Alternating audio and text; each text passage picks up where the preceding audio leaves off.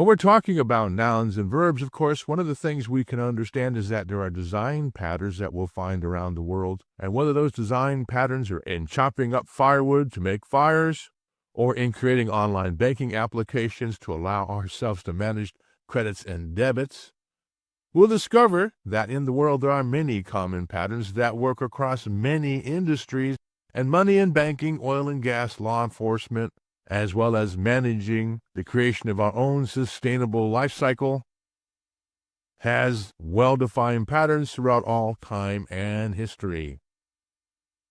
In a like manner, when we start looking for patterns within things that we might choose to do, we discover that we have states, or a place of being, which surround ourselves with several choices.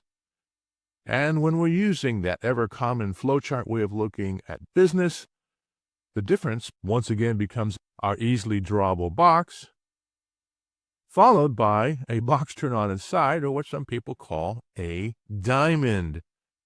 Of course, whenever we have a choice, we find ourselves being presented with a singular opportunity, which is defined on an activity diagram or a flowchart as a simple line. And with the advent of modern documentation, that single line often will allow ourselves to express the motivation to face the choice as what we call a gatekeeper. And that gatekeeper can have a label as we see here. So obviously, in order to get from one diamond to another, we have to have a motivation.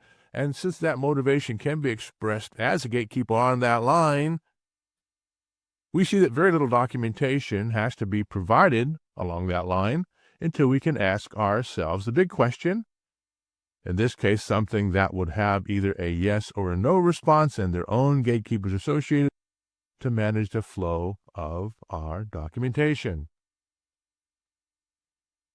At this point in time, it might be really handy to choose something in your world's problem domain and see if you can create a basic flowchart where you would have a certain start point, or a start state, if you would, several gatekeepers, and several decisions to see how far you can go to begin to start thinking in your world, or perhaps your daily activities, as a series of choices and operations that lead to other choices that can govern your day.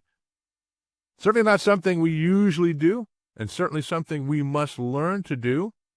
I would encourage you to take something as simple as discovering how you're going to move from one place to another, given certain traffic patterns and vehicle availabilities, if not weather conditions. And I'll be back to show you what I chose to model in the next presentation.